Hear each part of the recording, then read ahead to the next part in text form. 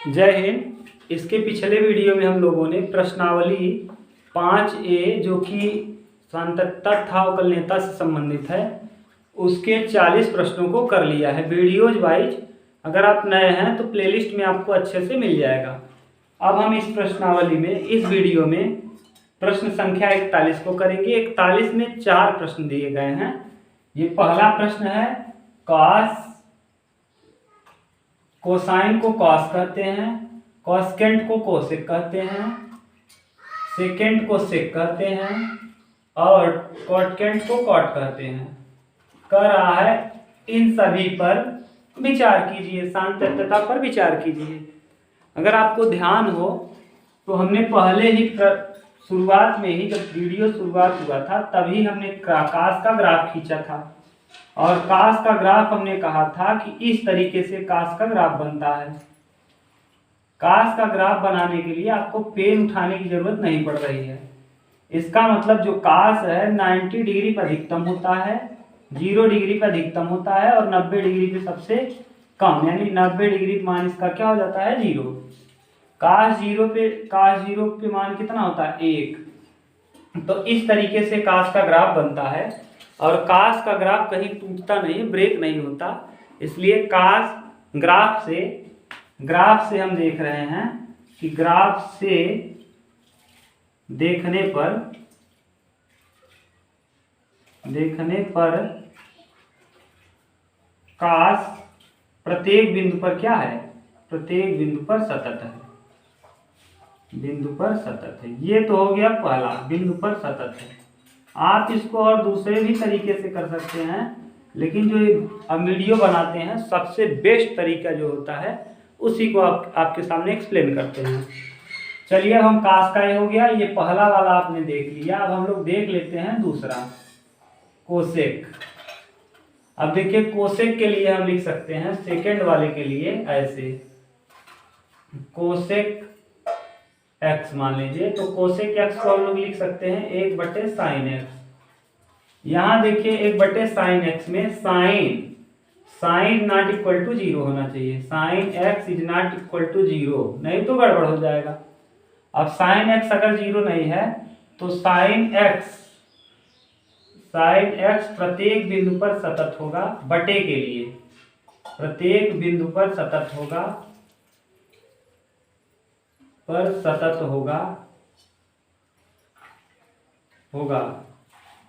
लेकिन अगर कोसाइन की बात करें, क्योंकि ये कोसेक की बात करें, कोसेक एक्स, तो ऐसी स्थिति में कोसेक एक्स बराबर एक्स बिलोंग्स टू आर के लिए सतत तो होगा, लेकिन किसको छोड़ करके, एन पाई को छोड़कर।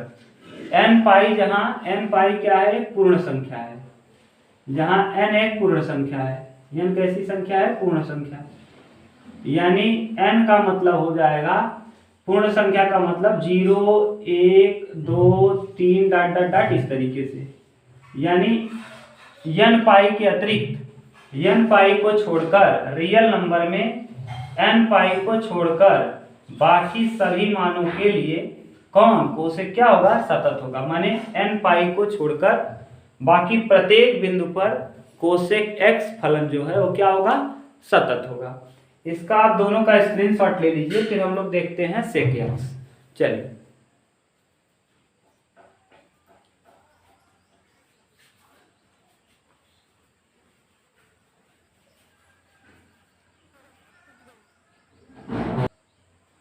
चलिए अब हम दो लोग देख लेते हैं।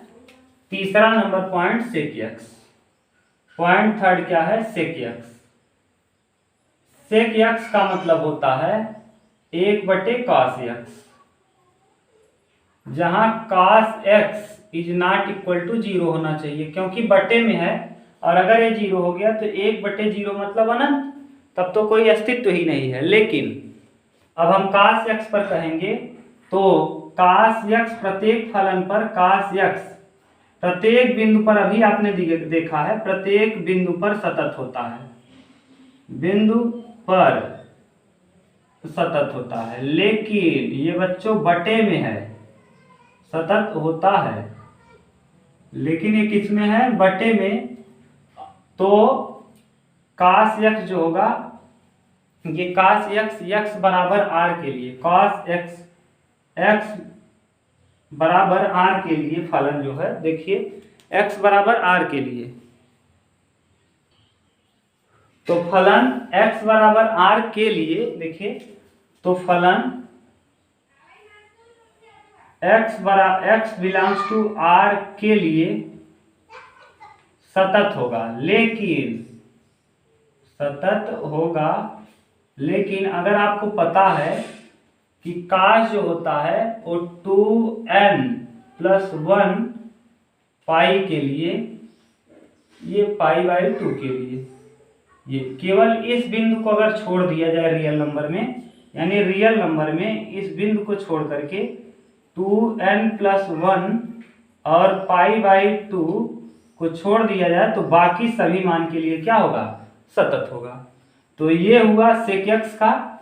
sec x में हमने देख लिया कि cos x जो होता है हमेशा, इसका ग्राफ हमेशा हर बिंदु पर सतत होता है, लेकिन cos x नीचे है यानी बटे में है, तो प्रत्येक बिंदु पर cos x सतत होता है, तो इसलिए x बिलोंग्स टू r के लिए सतत होगा, लेकिन बटे में है इसलिए 2n+1 इंटू π/2 के लिए क्या होगा, असतत, बाकी सभी बिंदुओं पर सतत होगा।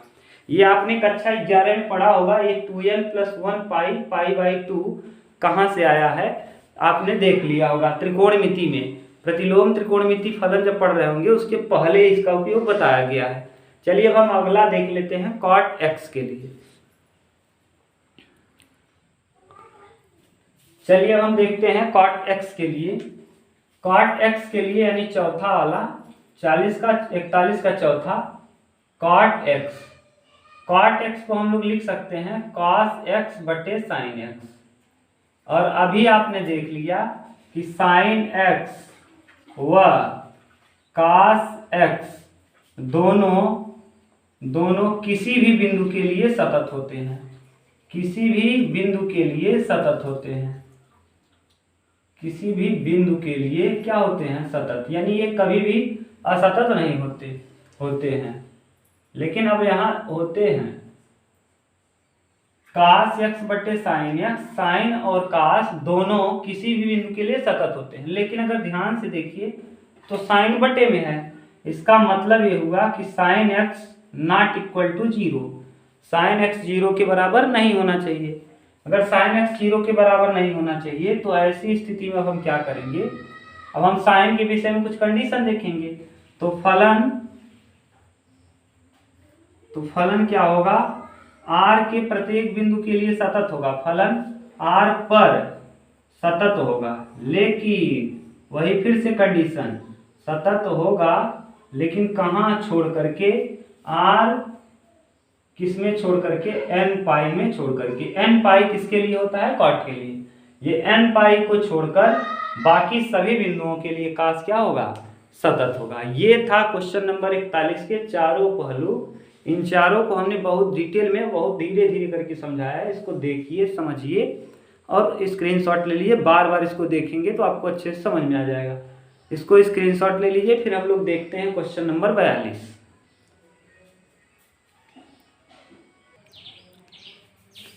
चलिए हम लोग देखते हैं क्वेश्चन नंबर 42।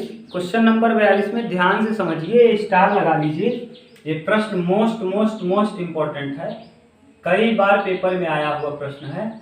इसमें कह रहा है कि दिया गया प्रश्न सतत है। पहले ही बोल दिया है कि दिया गया प्रश्न क्या है, सतत है। इसका मतलब सतत है का मतलब है कि left hand limit, right hand limit और फलन का मान बराबर है। तो फलन सतत है तो कह रहा a और b का मान ज्ञात कीजिए। तो सबसे पहले आपने ये देख लिया कि ये फलन दे दिया है कि सतत है। अब आप ये देखिए कि हम इसको कहाँ कहाँ निकाल सकते हैं। जीरो के लिए अगर आप ध्यान से देखें तो जीरो के लिए लेफ्ट निकल जाएगा फलन का मान, लेकिन राइट निकलने का कोई चांस नहीं है। 2 के लिए कुछ नहीं निकल पाएगा। अब 10 के लिए लेफ्ट, राइट तथा फलन तीनों निकल जाएगा। क्यों? क्योंकि 10 के लिए लेफ्ट यहाँ निकाल लेंगे, राइट और फलन यहाँ निकाल लेंगे। 0 के साथ केवल लेफ्ट निकल पाएगा और फलन, राइट नहीं निकल पाएगा। इसका मतलब 0 पे हम चेक नहीं करेंगे। 2 पर हम नहीं चेक करेंगे क्योंकि 2 पे केवल राइट निकल पाएगा, ना तो फलन निकल पाएगा ना तो लेफ्ट। अगर आप राइट लेफ्ट नहीं समझ पाते तो इसका मतलब आप वीडियो शुरू से नहीं देख के आ रहे हैं। आप शुरू से जाइए, वीडियो देखिए, तब आपको समझ में आएगा कहाँ राइट निकलता है कहाँ लेफ्ट निकलता है। फिर भी हम प्रयास कर रहे हैं, अभी इस वीडियो में भी बता देंगे आपको। चलिए हम 10 के लिए चेक करते हैं, क्योंकि 10 के लिए ही हम निकाल पाएंगे और 2 और 0 के लिए कुछ संभावना नहीं है। तो अब 10 के लिए निकालने के लिए हम स्टार्ट करते हैं। पहले हम x बराबर 10 के लिए फलन का मान निकालते हैं। 10 के लिए फलन का मान। अब जब 10 के लिए आप बच्चों फलन का मान निकालेंगे तो फलन का मान वहां निकलता है जहां बराबर का निशान लगा हो, और बराबर आपको 3 तरीके से बता दिए हैं। या तो लेस इक्वल होगा, या तो ग्रेटर इक्वल होगा, या तो डायरेक्ट बराबर दिखेगा, या तो ये वाला चिन्ह दिखेगा डायरेक्ट बराबर वाला, या तो ऐसा दिखेगा, या तो ऐसा। अब यहाँ 10 के लिए चेक करना है तो 10 के लिए देखिए ये वाले निशान कहाँ दिख रहे हैं, यहाँ नहीं है, यहाँ है, ये वाला निशान है, इसका मतलब यही निकलेगा। तो एफ ऑफ एक्स बराबर, अब 10 वाले में देखिए कितना है, 21 है। अब x की जगह 10 रखिए तो एफ ऑफ 10 बराबर आ जाएगा कितना, 21 ही रहेगा, क्योंकि यहाँ x नहीं है। अब x बराबर 10 पर क्या निकाल लीजिए, लेफ्ट हैंड लिमिट। अब लेफ्ट हैंड लिमिट निकालिए 10 पर, तो limit x tends to 10। Left hand limit निकलेगा यहाँ, क्योंकि जहां मुंह बंद रहता है बच्चों वहीं निकलता है लेफ्ट हैंड लिमिट। x की तरफ मुंह बंद यहाँ है तो यहाँ लेफ्ट निकालेंगे।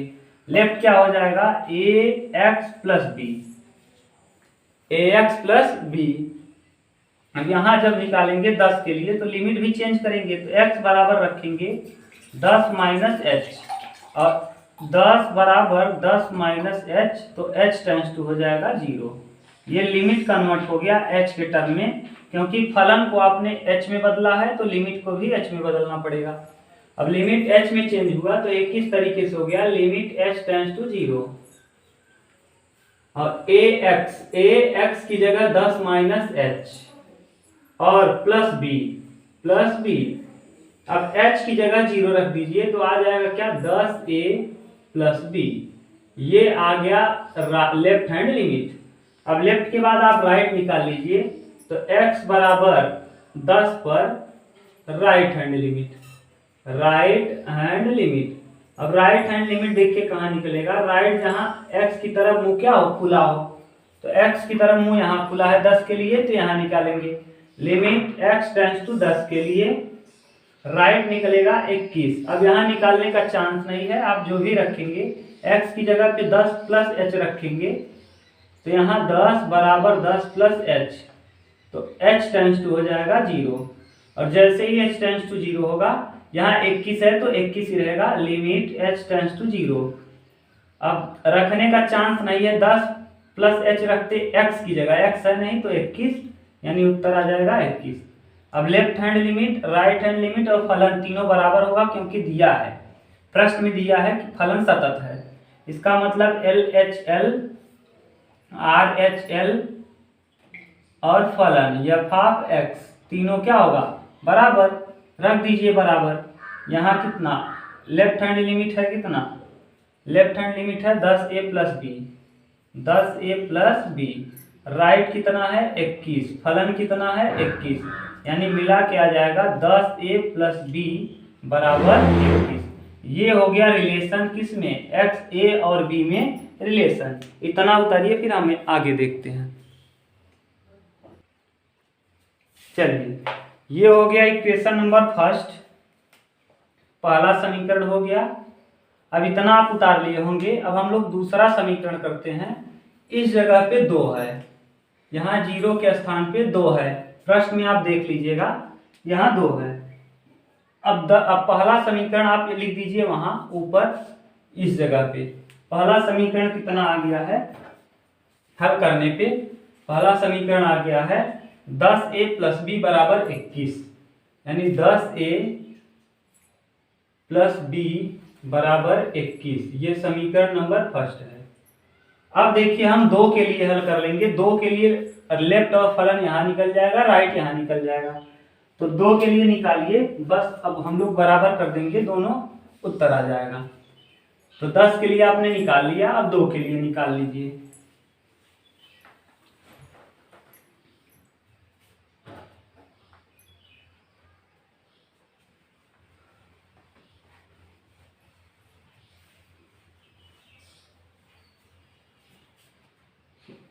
चलिए हम लोग 2 के लिए चेक करते हैं। x बराबर 2 के लिए, 2 के लिए फलन का मान। अब x बराबर 2 के लिए फलन का मान निकालिए, कितना आएगा। f ऑफ x बराबर 5, यहाँ देखिए बराबर है, यहाँ निकलेगा 5, 2 रख देंगे तब भी 5 ही रहेगा। यहाँ ही लेफ्ट निकाल लीजिए तब भी 5 ही रहेगा। लिमिट लेफ्ट निकालिए x बराबर 2 के लिए, लेफ्ट हैंड लिमिट। अब जब लेफ्ट निकालेंगे तो लिमिट लेफ्ट निकालेंगे तो यही आ जाएगा। क्यों? क्योंकि यहीं पे निकलेगा लेफ्ट, तो 5 ही आएगा। लेफ्ट निकालने से अच्छा है डायरेक्ट आप राइट निकाल दीजिए। तो राइट हैंड लिमिट यहाँ निकलेगा, क्योंकि जहाँ x की तरफ मुंह खुला रहता है वहीं राइट निकालते हैं। तो हो जाएगा कितना, लिमिट x टेंड्स टू 2 के लिए फलन हो जाएगा ax प्लस बी। अब x की जगह पे हम रखेंगे 2 प्लस एच। क्यों? क्योंकि राइट निकाल रहे हैं।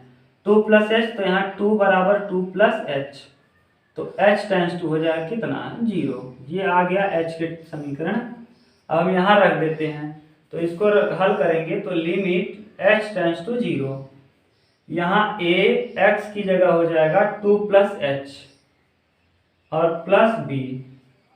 अब जब यहाँ रखेंगे तो इसकी जगह पे h की जगह 0 रखेंगे तो 2a प्लस b आ जाएगा।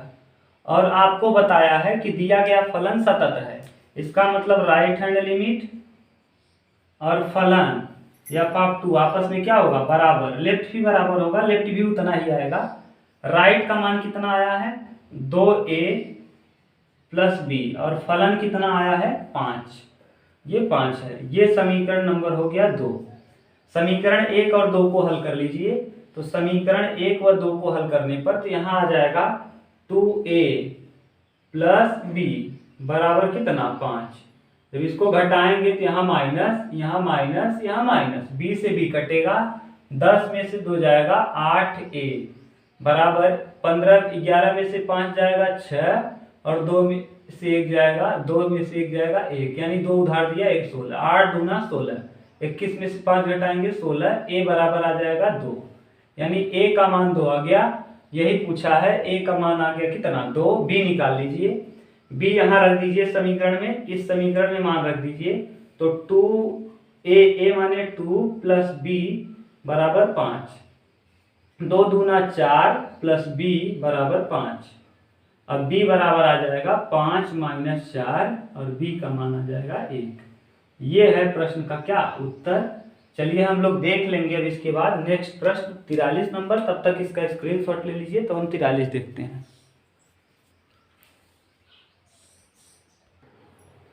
चलिए अब हम लोग देखते हैं क्वेश्चन नंबर 43। प्रश्न दिया है कि दर्शाइए f(x) cos x² द्वारा परिभाषित फलन सतत फलन है। तो इस प्रश्न को करने के लिए हमको फलन याद होना चाहिए, फंक्शन जो आपने चैप्टर पढ़ा है शुरुआत में, उस को आपको याद होना चाहिए, तभी ये प्रश्न कर पाएंगे, नहीं तो ये प्रश्न आपको नहीं आएगा। इसको करने के लिए देखिए आप यहाँ मान लीजिए कि gx बराबर cos x और hx बराबर मान लीजिए x², ये है। देखिए अब हम करेंगे क्या, HOX निकालेंगे, GOHX, ये आपने निकालना सीखा होगा फलन चैप्टर में। तो चलिए निकालते हैं। देखिए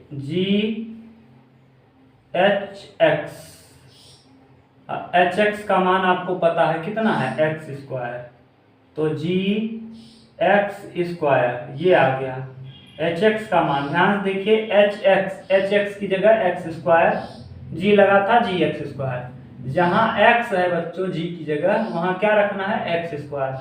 तो यहाँ हो जाएगा जी की जगह एक्स स्क्वायर, यानी यहाँ एक्स स्क्वायर। तो इस तरफ है क्या कास एक्स है, तो कास एक्स स्क्वायर हो जाएगा। और यही फलन देखिए एफ एक्स है, इसका मतलब ये क्या है एफ ऑफ एक्स है। फिर से देखिए जी एक्स को हमने मान लिया कास एक्स, एच एक्स को मान लिया एक्स स्क्वायर, इसको एक्स स्क्वायर और पूरे को कास एक्स। जी ओ एच आपने निकाला तो एच एक्स लिखा और जी को बाहर रखा, एच एक्स बराबर देखिए एक्स स्क्वायर हो गया, साथ में इंक्लूड कर दिया जी को तो जी एक्स स्क्वायर हुआ। और जी की जगह जी एक्स है तो केवल कास एक्स, और जी एक्स स्क्वायर अगर यहाँ होगा एक्स का यहाँ स्क्वायर होगा तो यहाँ भी एक्स का क्या हो जाएगा स्क्वायर, तो यहाँ भी एक्स का स्क्वायर कर दिए और यही फलन था क्या एफ एक्स। और अगर आपको पता हो थ्योरम तो जी एक्स एक सतत फलन है, जी एक्स एक कैसा फलन है सतत। क्यों? क्योंकि आपको पता है कि कास एक्स प्रत्येक बिंदु के लिए सतत होता है और एच एक्स भी एक्स स्क्वायर एक बहुपदी फलन है, तो इसलिए एक्स एच एक्स भी एक क्या है एक सतत फलन है, एक सतत फलन है, फलन है। देखिए ध्यान समझिए ये क्यों सतत हुआ, क्योंकि यह कास एक्स है। और एच एक्स क्यों सतत हुआ, क्योंकि एक्स स्क्वायर एक बहुपदी फलन है, प्रत्येक बहुपदी फलन सतत होता है। और प्रत्येक साइन और कॉस ये आपने देखा होगा कि इसका ग्राफ टूटता नहीं, इसलिए ये भी सतत है। और आपको एक प्रमेय पढ़ाए थे, प्रमेय में आपको बताया गया था यदि जी एक्स और एच एक्स दोनों सतत हैं तो जी ओ एच एक्स भी क्या होगा सतत होगा, भी सतत होगा। इसीलिए जी ओ एच आपने निकाला और जी ओ एच बराबर आ गया किसके, जी ओ एच अगर सतत है तो इसका मतलब जी ओ एच का मान आया किसके बराबर एफ एक्स के बराबर। इसलिए एफ एक्स देखिए जी ओ एच निकाला आपने कास एक्स स्क्वायर आया और कास एक्स स्क्वायर देखिए यहाँ दिया है, इसलिए एफ एक्स भी अगर जी ओ एक्स का मान जी ओ एक्स बराबर है एफ एक्स के, यानी ये बराबर है किसके जी ओ एच और एक्स ये बराबर है एफ एक्स के, तो इसका मतलब अगर ये सतत है तो ये भी क्या होगा एफ एक्स भी सतत होगा, सतत होगा। ये है प्रश्न का उत्तर कंप्लीट। चलिए इसको उतार लीजिए, फिर हम लोग कर लेते हैं 44 नंबर।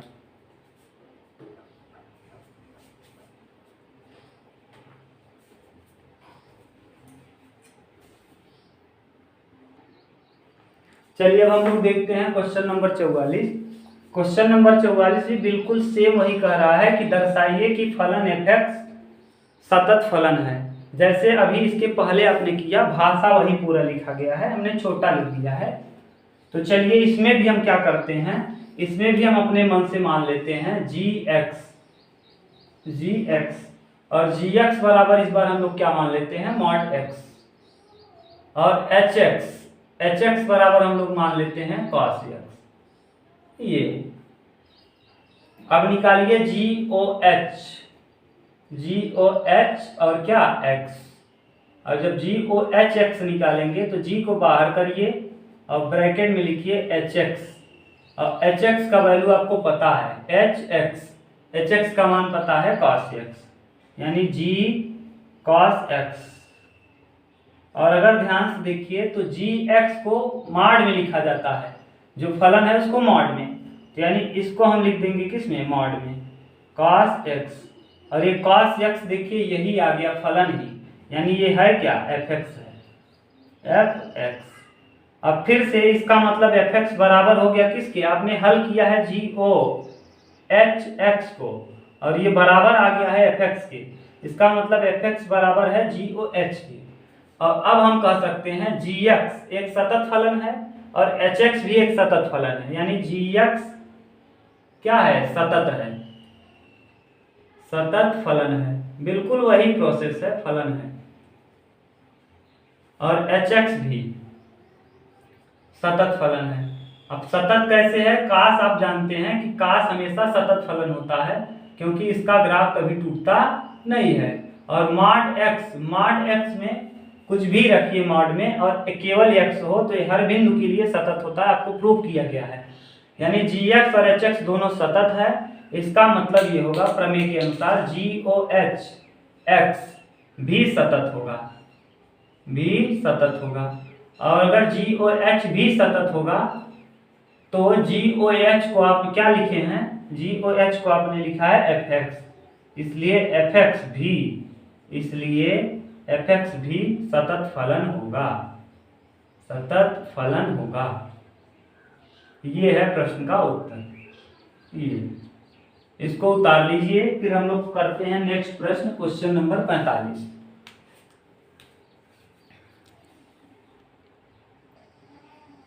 चलिए, अब इस प्रश्न में कहा है कि जांचिए कि क्या साइन मॉड x एक सतत फलन है। तो फिर से वही हम लोग मानेंगे कि माना gx बराबर साइन x और hx बराबर मॉड x। अब फिर से निकाल दीजिए GOHx। अब जब GOHx निकालेंगे तो g बाहर रहेगा, ब्रैकेट में हो जाएगा hx का मान दिया है hx बराबर है मॉड x, यानी मॉड में x। अब जहां x है बच्चों वहां हम लोग रख देंगे क्या, मॉड x। g के साथ जहां x है वहां हम लोग क्या रख देंगे, मॉड x। यानी अगर हम g की जगह पे यहाँ मॉड x करें तो यहाँ भी मॉड x आ जाएगा।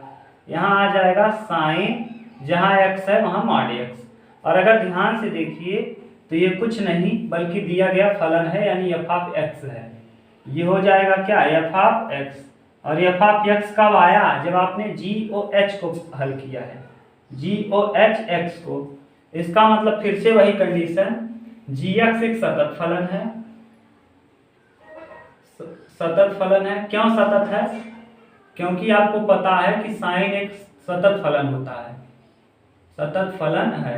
देखिए क्यों, क्योंकि gx माने साइन x, साइन हमेशा सतत होता है। और hx भी सतत है। क्यों है, क्योंकि मॉड x हमेशा सतत होता है, फलन है। क्यों, क्योंकि लेफ्ट निकालेंगे तब भी प्लस में आएगा, राइट निकालेंगे तब भी प्लस में, इसीलिए सतत होगा। अब यहाँ लेफ्ट हैंड लिमिट निकालेंगे तब भी, क्यों, क्योंकि 1 - h करेंगे या 1 + h करेंगे मॉड के साथ, और h की जगह पे 0 रखेंगे, हर स्थिति में प्लस ही आएगा, तो इसीलिए सतत होता है। तब ये भी सतत है, ये भी सतत है, इसलिए GOHx भी सतत होगा। और अगर GOHx भी सतत होगा तो इसका मतलब GOH को हम आप लोग क्या लिख सकते हैं, fx। इसलिए fx भी क्या होगा, सतत फलन होगा। अभी आपको अब ठीक से समझ में आ गया होगा कि कौन कौन कैसे कैसे सतत हुआ। 4 प्रश्न इस टाइप के हो गए। इस प्रश्न को उतारिए, फिर हम लोग अंतिम प्रश्न कर लेते हैं। ये लंबी प्रश्नावली थी, ये कंप्लीट प्रश्नावली हो जाएगी, फिर हम लोग करना चालू करेंगे अवकलन।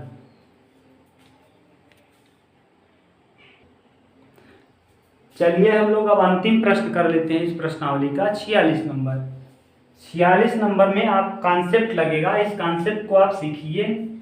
x अगर क्या होता है, x फलन, f(x) के लिए x फलन जो होता है, अगर x बड़ा है 0 से तो धनात्मक, और अगर x छोटा है 0 से छोटा होता है तो ऐसी स्थिति में फलन होता है ऋणात्मक।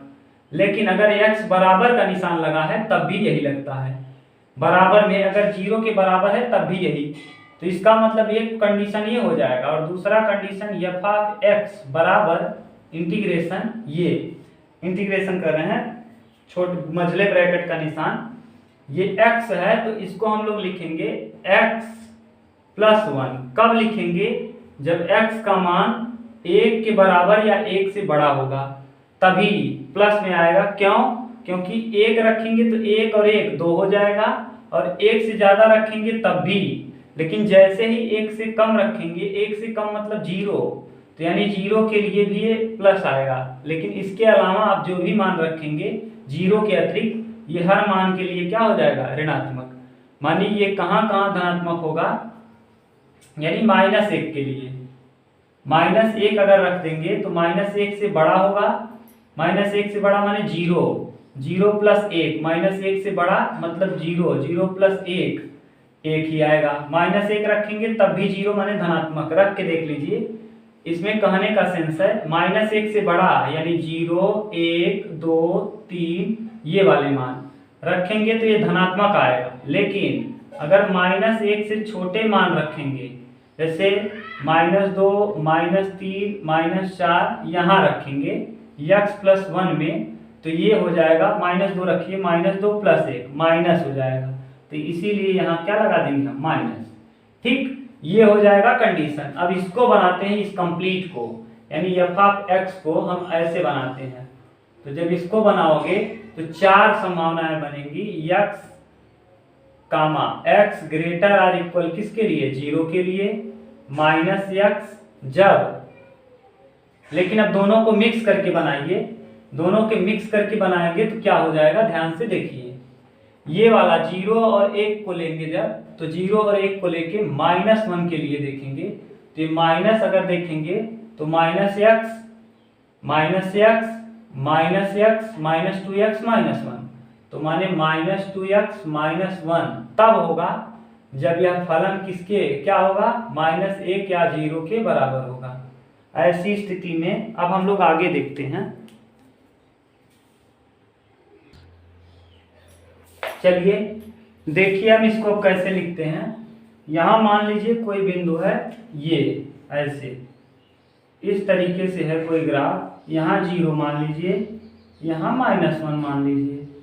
अब 0 और -1 के बीच में यानी 0 से माने 0 से कम, यानी x का मान 0 से कम रहे, तो 0 से कम यानी इधर रहेगा तो मान निगेटिव आएगा। क्यों, क्योंकि ये भी निगेटिव हो जाएगा, ये भी निगेटिव, तो दोनों निगेटिव, तो -x -2x और -1 अगर 0 से बड़ा या बराबर होगा, ये वाला फलन 0 से बड़ा या बराबर होगा, तो 0 से बड़ा या 0 के बराबर, तो 0 के बराबर रखेंगे तो x की जगह 0, यहाँ भी x की जगह 0, माइनस को अंदर जब ले जाएंगे तो -1 हो जाएगा। अगला -1 के लिए, तो -1 के लिए देखिए -1 से कम, -1 से क्या, x का मान कम, -2 -3 -4, तो ऐसी स्थिति में यहाँ रखेंगे, चाहे जो रखिए, मार्ट के बाहर करेंगे तो प्लस, और यहाँ जब बराबर या कम रखेंगे माने -1 के बराबर या माइनस, तो -1 माने माइनस में मान आएगा, इसीलिए निगेटिव हो जाएगा। अब हम इसको लिखने के बाद हम चेक करते हैं इसको। अब आप आसानी से चेक कर सकते हैं, जैसे पिछले प्रश्नों में आप करते आए हैं, बिल्कुल सेम। एक बार निकाल लीजिए किस पे, 0 के लिए। 0 के लिए देखिए फलन यहाँ निकल जाएगा, तो x बराबर 0 के लिए डायरेक्ट हम निकाल रहे हैं, कई प्रश्न आपको करवा दिए हैं। अब देखिए x बराबर 0 के लिए जब आप यहाँ निकालेंगे तो f(x) बराबर हो जाएगा -1, क्योंकि 0 के लिए फलन यही निकलेगा। f(0) बराबर में आ जाएगा -1। लेफ्ट हैंड लिमिट निकालेंगे x बराबर 0 पर, क्या निकालेंगे, लेफ्ट हैंड लिमिट। तो लेफ्ट कहाँ निकलता है, जहाँ फलन का मान कम हो, यहाँ निकलेगा, तो लिमिट x टेंड्स टू 0 पर, यहाँ -2x -1। जब यहाँ h के पदों में कन्वर्ट करेंगे तो limit h tends to 0 -2x, x की जगह 0 -h और -1, तो अंदर 2 जाएगा तो ये पूरा h 0 हो जाएगा, आ जाएगा -1। ऐसे ही x बराबर 0 के लिए राइट हैंड लिमिट, जब राइट हैंड लिमिट निकालेंगे तो वो भी लिमिट x टेंड्स टू 0 के लिए राइट कहाँ निकलेगा, राइट यही निकल जाएगा, तो 1 पर ही निकलेगा, तो निकालने की जरूरत नहीं, -1 ही आ जाएगा, यहाँ दिया है। अब हो गया 0 के लिए। अब हम लोग देख लेते हैं -1 के लिए, x बराबर -1 के लिए फलन का मान, तो -1 के लिए फलन यहाँ निकलेगा, तो निकालिए -1 के लिए फलन, तो f(x) बराबर 2x -1 रखिए, f(-1), तो यहाँ -2 × -1, तो 2 1 क्या 2, 2 माइनस प्लस, तो 2 -1 कितना 1। फलन लेफ्ट निकालेंगे, x बराबर -1 पर लेफ्ट हैंड लिमिट, तो लेफ्ट हैंड लिमिट कहाँ निकलेगा, जहाँ फलन का मान कम है, तो यहाँ, यानी लिमिट x टेंड्स टू 1 के लिए -1 के लिए माइनस कितना आएगा 1 आएगा। अब जब रखेंगे कन्वर्ट करेंगे तो लिमिट h टेंड्स टू 0 हो जाएगा और यहाँ रखने का चांस नहीं तो 1 ही आएगा। x बराबर -1 पर राइट हैंड लिमिट, तो -1 पर राइट कहाँ निकलेगा जहाँ मुंह खुला हो, तो मुंह खुला यहाँ है, -1 के लिए यहाँ खुला है तो यहाँ निकालेंगे राइट।